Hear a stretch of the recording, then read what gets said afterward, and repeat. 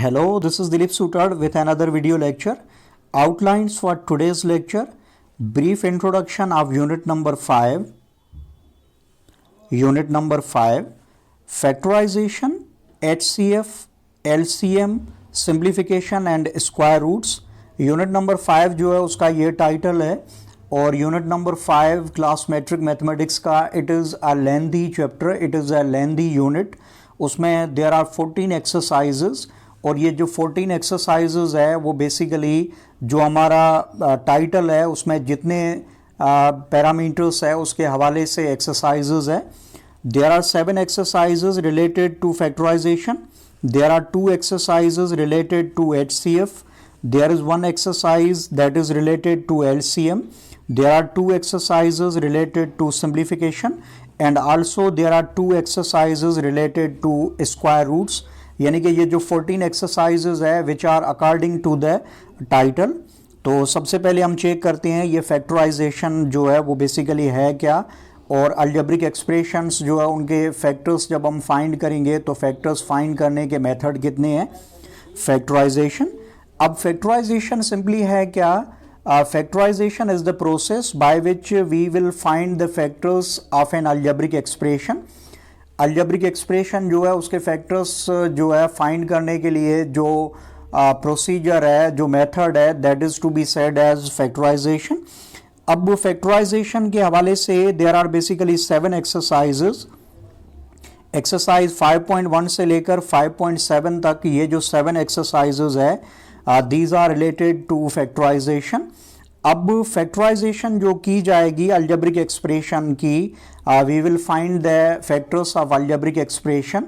तो फैक्टर्स जो फाइंड किए जाते हैं there are basically 4 methods to find the factors of algebraic expressions. Number 1 पे जो मेथड है that is by taking common. Common जो है वो निकाल के हम फैक्टर्स फाइंड कर सकते हैं. किस तरह से? उसके लिए मैंने एक एग्जांपल लिया है. We have given an algebraic expression, उसमें 2 टर्म्स है ax प्लस bx. यहाँ पर आप चेक करें वो कौन सा बेसिकली टर्म है जो कॉमन है. यू विल सिंपली से सर x जो है वो कॉमन है, दोनों टर्म्स में अवेल है. तो आप लिखोगे कुछ इस तरह से बाय टेकिंग कॉमन. जो टर्म आप कॉमन लोगे उसको ब्रैकेट के बाहर कुछ इस तरह से लिखा जाएगा और जो कॉमन लिया जाएगा, जिस पैरामीटर को आप कॉमन लोगे उसको अलजेब्रिक एक्सप्रेशन में जितने टर्म्स होंगे उनके साथ डिवाइड किया जाएगा. तो आप कुछ इस तरह से लिखोगे ax अपान x प्लस bx अपान x. अब यहाँ पर x x में कैंसिल होगा और यहाँ पर भी x x में कैंसिल होगा. तो रिमेनिंग जो बचेगा वो क्या बचेगा? x into a plus b. तो ये x into a plus b there are basically 2 factors. पहला फैक्टर x है, दूसरा फैक्टर a प्लस बी है. ये 2 फैक्टर्स जो हमने फाइंड किए algebraic expression ax plus bx के by using the first method of finding the factors that is by taking common. उसके बाद जो दूसरा मेथड है जिसके थ्रू हम फैक्टर्स जो है वो फाइंड कर सकते हैं that is by breaking the middle term. Middle term जो है उसको ब्रेक करके हम फैक्टर्स जो है फाइंड कर सकते हैं. तो मिडिल टर्म का जो कॉन्सेप्ट है that I will give you in brief before exercise 5.3. उसमें जो है ना बेसिकली आई विल टेल के मिडिल टर्म ब्रेक कब होगा. उसके बाद मिडिल टर्म ब्रेक करने का basically there are basically 4 methods किस तरह से उसको मिडिल टर्म को ब्रेक किया जाता है. वो तो हम एक्सरसाइज 5.3 से पहले उसको मैं डिटेल में आपको समझाऊंगा. बट राइट नाउ जस्ट उसका एक जो ब्रीफ रिव्यू है वो लेते हैं. एग्जाम्पल के तौर पे I have taken N algebraic expression x square minus 5x plus 6. अब इसका जो है ना मिडिल टर्म जो है ना उसको ब्रेक करके we are going to find the factors. तो मिडिल टर्म ब्रेक करने का तरीका ये है कि एक्स स्क्वायर जो है उसका कोफिशिएंट क्या है 1. उसको आप मल्टीप्लाई करें जो लास्ट टर्म है, आई मीन कि ये इस एक्स स्क्वायर के कोफिशिएंट को आप मल्टीप्लाई करोगे 6 से. तो 1 इंटू 6 क्या होगा? It would B 6. अब 6 के कौन से फैक्टर्स होंगे? 6 के फैक्टर्स जो है वो बेसिकली टोटल ऑल फैक्टर्स जो 6 के है वो 1 है, 2 है, 3 है और 6 खुद है. तो इनमें से हम 2 फैक्टर्स पिक करेंगे जिनको हम एड या सबट्रैक्ट आप करो तो मिडिल टर्म के बराबर होना चाहिए और उनकी मल्टीप्लिकेशन जो है वो फर्स्ट टर्म और थर्ड टर्म की मल्टीप्लिकेशन यानी कि 6 के बराबर होनी चाहिए. तो यहाँ पर जो हम फैक्टर्स जो पिक करेंगे दोज विल बी 2 and 3। तो -5x जो मिडिल टर्म है उसको मैंने ब्रेक किया, -2x -3x। अब ये करने के बाद अब आप क्या करोगे, ये जो दो टर्म्स है इनिशियल में जो दो टर्म्स है इनमें आप कॉमन लोगे और बाद में जो दो टर्म्स है उनमें भी कॉमन लिया जाएगा। तो x मैंने कॉमन लिया, रिमेनिंग क्या बचेगा, इट वुड बी x -2। यहाँ पर सिंबल जो है वो ही आप कॉमन लोगे, माइनस की सिंबल है तो -3 कॉमन, क्योंकि 3 का टेबल 6 को लग दिया, 6 को बेसिकली लगता है, इसलिए -3 मैंने कॉमन लिया। तो रिमेनिंग क्या बचेगा, it would B x -2। Symbol change होगी क्योंकि माइनस का टर्म जब भी आप कॉमन लोगे तो ये सिंबल जो प्लस की है ये माइनस में हो जाएगी ब्रैकेट में, और 3 का टेबल 6 को लगेगा 2 टाइम्स। उसके बाद आप चेक करें अगेन, x -2 जो है वो बेसिकली दोनों में है, here it is x -2, here it is also x -2। तो आप x -2 कॉमन लोगे, रिमेनिंग जो टर्म्स बचेंगे वो क्या बचेंगे, पहला जो टर्म है उसमें सिर्फ x बचेगा और दूसरे में 3 बचेगा। तो इस हिसाब से x² -5x + 6 जो है इसके फैक्टर्स हो गए। The method was by breaking the middle term, हमने मिडिल टर्म को ब्रेक किया and we have got the factors x -2 और x -3। These are two factors of x² -5x + 6। उसके बाद जो तीसरा मेथड है जिसके थ्रू हम फैक्टर्स फाइंड कर सकते हैं, that is by using formulae. Fourth chapter में हमने बेसिकली ये सारे फार्मूलाज जो मैंने 6 लिखे हैं, ये सारे फार्मूलाज बेसिकली हमने पढ़े हैं। डिफरेंस कुछ इस तरह से है यहाँ पर, फोर्थ चैप्टर में ये होता था we had given this right hand side, ये हमें right hand side basically given होता था और उसको हम जो है ना इवेल्यूट करके वी वर गोइंग टू, यानी कि हमें ये फॉर्मेट गिवन होता था, उसको हम इवेल्यूट करके एक्सपेंड करके कुछ इस तरह से लिखते थे और हर किसी में कुछ इस तरह से होता था। अब यहाँ पर जो वर्क है दैट इज रेसिप्रोकल वर्क। अब रेसिप्रोकल वर्क कुछ इस सेंस में है, अब यहाँ पर चैप्टर नंबर 5 में जब हम फैक्टर्स फाइंड करेंगे तो हमें अलजेब्रिक एक्सप्रेशन इस फॉर्म में गिवन होगी, उसको हम कन्वर्ट करेंगे, उसको हम लाएंगे इस फॉर्म में, आई मीन के परफेक्ट स्क्वायर जो उसके फॉर्म में लाएंगे। पहले फार्मूला में भी कुछ इस तरह से होगा, जो दूसरा फार्मूला है उसमें भी कुछ इस तरह से होगा। ये फॉर्मेट हमें गिवन होगा, इसको आप कन्वर्ट करोगे a - b² इस फॉर्मेट में, और तीसरे में भी कुछ इस तरह से होगा, आपको एक्सप्रेशन a² - b² की फॉर्म में गिवन होगी, आप उस एक्सप्रेशन को इस फॉर्म में लिखोगे, आई मीन के a - b × a + b।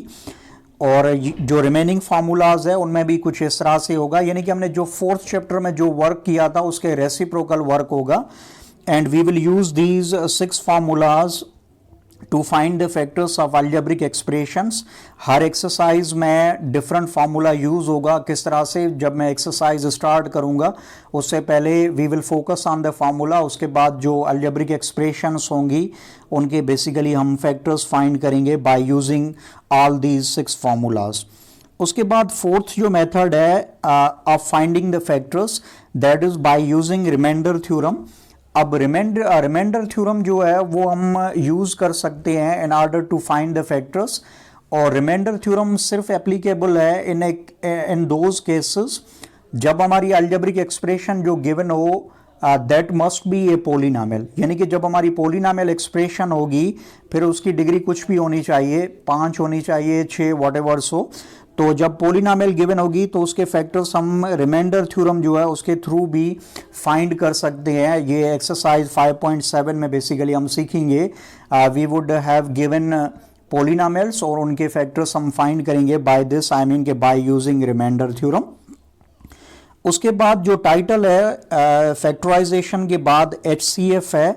What is the full form of HCF, what is the abbreviation of HCF? HCF stands for highest common factor. अब ये HCF जो है इसको फाइंड करने के लिए basically we have 2 methods. By factorization हम HCF find कर सकते हैं, बाय डिवीजन फाइंड कर सकते हैं। जब आप बाय फैक्टराइजेशन आप HCF फाइंड कर रहे हो then it is to be said as HCF। उसमें जो है ना इसके हवाले से एक्सरसाइज 5.8 में हमें डिफरेंट जो है ना अलजेब्रिक एक्सप्रेशंस गिवन होगी, उसमें हम we will find the HCF by using the method that is factorization। और 5.9 जो है उसमें भी हम HCF फाइंड करेंगे, but here in that exercise we will find the HCF of algebraic expressions by using the method that is the division method. जब हम division method जो है उसके through हम जब HCF find करेंगे then the name will be said as GCD, I mean के greatest common division. Answer same होगा, बाय फैक्टराइजेशन आप HCF फाइंड करो या बाय डिवीजन आप HCF फाइंड करो, आंसर विल बी सेम. जब आप फैक्टराइजेशन के थ्रू करोगे it would be said as HCF, जब आप डिवीजन के थ्रू आप फाइंड करोगे it would be said as GCD, I mean के ग्रेटेस्ट कॉमन डिवीजन. उसके बाद जो टाइटल है यूनिट का दैट इज उसके बाद है LCM. LCM stands for least common multiple. अब ये लीस्ट कॉमन मल्टीपल जो है उसके हवाले से there is only one exercise 5.10 जो है उसमें basically we will go to find the LCM of algebraic expressions. और अलजेब्रिक एक्सप्रेशन की LCM जो है उसको फाइंड करने के लिए again we have two methods. By factorization भी हम LCM फाइंड कर सकते हैं और बाय यूजिंग HCF या by the help of HCF जो है हम फाइंड कर सकते हैं LCM. वो किस तरह से, जब हम एक्सरसाइज 5.10 जब करेंगे then you will be able to know किस तरह से LCM फाइंड की जाती है बाय फैक्टराइजेशन और किस तरह से हम LCM फाइंड कर सकते हैं बाय HCF. उसके बाद जो टाइटल है उसमें देयर इज सिंप्लीफिकेशन. सिंप्लीफिकेशन के हवाले से we have two exercise 5.11 and 5.12. अब 5.11 और 5.12 जो है उसमें हमें अलजेब्रिक एक्सप्रेशंस गिवन होगी in the form of fraction और हम उनको सिंप्लीफाई करेंगे. पहले हम फैक्टर्स फाइंड करेंगे, LCM करेंगे, उसके बाद टर्म्स को ऐड किया जाएगा, मल्टीप्लाई किया जाएगा या डिवाइड किया जाएगा, यानी कि देयर विल बी सिंप्लीफिकेशन. और उस सिंप्लीफिकेशन के हवाले से we have two exercises 5.11 and 5.12. In the last जो टाइटल है दैट इज उसके लास्ट में है there is square root. Square root numbers का आपने क्लास 8th में या क्लास 7th में आपने नंबर्स का स्क्वायर रूट फाइंड किया होगा. एंड नंबर्स का जो हम स्क्वायर रूट फाइंड करते हैं उसके बेसिकली दो मेथड्स है. आपने बाय फैक्टराइजेशन नंबर्स का स्क्वायर रूट फाइंड किया होगा, बाय डिवीजन जो है उसके थ्रू भी आपने नंबर्स का स्क्वायर रूट फाइंड किया होगा.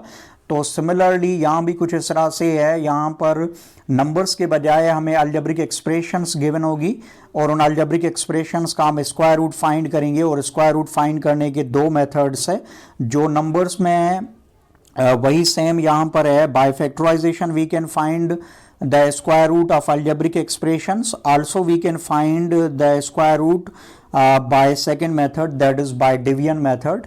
और this is all about today's lecture. आज के लेक्चर में बेसिकली हमने चैप्टर नंबर 5 या unit number 5 class matric mathematics का जो है उसका जो टाइटल था उसके हवाले से बेसिकली मैंने आपको जो है ना अवेयर किया कि उसमें कितनी एक्सरसाइज है, कौन सी एक्सरसाइज किसके हवाले से है.